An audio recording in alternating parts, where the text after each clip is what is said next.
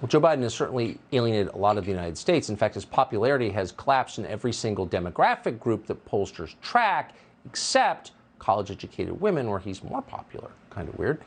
But Biden is down more than 20% among black voters. No one in the Biden administration seems aware this is happening. Here's Pete Buttigieg, for example, shocked to learn it. You do realize, Pete, a lot of black people feel like Democrats have kept no promises since they've been in office. Really? Yes. Reverend Allen said that a million times. Remember that scene in Animal House when they go to the roadhouse late at night? One frat boy goes, "Otis, he loves us." That's the mind of the white liberals. Black people love us. They really think that. It's hilarious. Obviously, no one in the administration is watching the Reverend Al on MSNBC. Here's Sharpton just yesterday. Watch this. They're losing people of color because they really don't get the people of color's life. If you are living in a city, in a neighborhood that is inundated with crime, and you act like that is not an issue, you've already lost me. That is an issue. Yes, we must deal with policing. I've been out front of that. But you cannot ignore when 12-year-old kids whose somebody's niece and neighbor is killed, and you act like that's a non-issue because you're too elitist to live on the ground.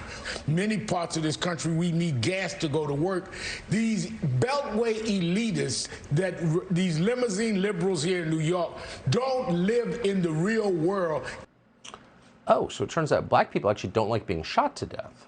Oh, thanks, Reverend Al. Actually telling the truth for once. Candace Owens is the founder of Blexit. She's been saying something like this for a long time, has been attacked for it. She joins us tonight. This, you don't want to overinterpret Al Sharpton on MSNBC, but he's been a pretty faithful water carrier for whatever Democratic administration's in power.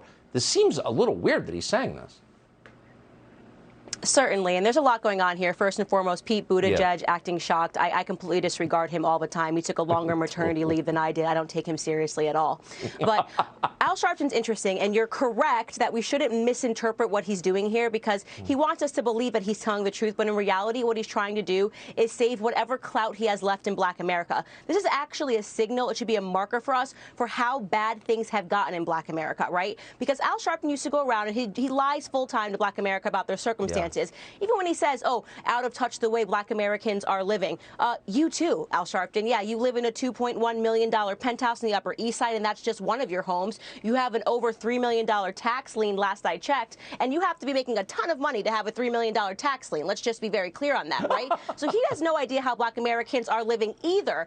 But what he's realizing right now is that Black Americans for a long time have followed his lies. They believed his lies. They kept believing that Democrats would make their lives better. Well, suddenly looking around and they're saying, okay, things are actually so devastatingly bad in our community that we will no longer buy the lie that voting for a Democrat is going to make things better. And we have just watched, we listened to you, we voted for Biden and Kamala, and things have gotten progressive, not even progressively worse, embarrassingly worse. I did not even predict that it would get this bad this quickly for Black America. So what he's doing is he's saving his own skin, right? So now he's trying to play the, oh, well, I'm now going to be the peacemaker, the communicator of how Black Americans are feeling. And so we shouldn't misinterpret it. Yes, he is telling the truth, but his motives behind telling the truth is really just to save Al Sharpton's own skin so he can purchase another penthouse. I mean, the only person that I know that has a bigger real estate empire than Al Sharpton is perhaps Black Lives Matter leaders.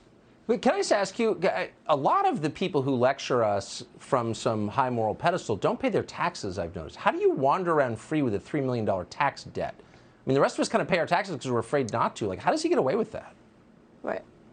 He votes Democrat. That's it. I mean, it's pretty simple. If you vote Democrat, you're never held responsible for anything. How is Hunter Biden not in prison based on what's been put in his laptop? I mean, could any other person be doing drugs in a laptop and not be arrested and do the things that he's done regarding prostitution and drugs? No, but you vote Democrat. And if you're willing to vote for Democrats and do their bidding and bring voters to them, they'll look and pretend that you haven't done anything. And so it's sad, but that is the truth of the circumstances. They never have to pay for the things that they do.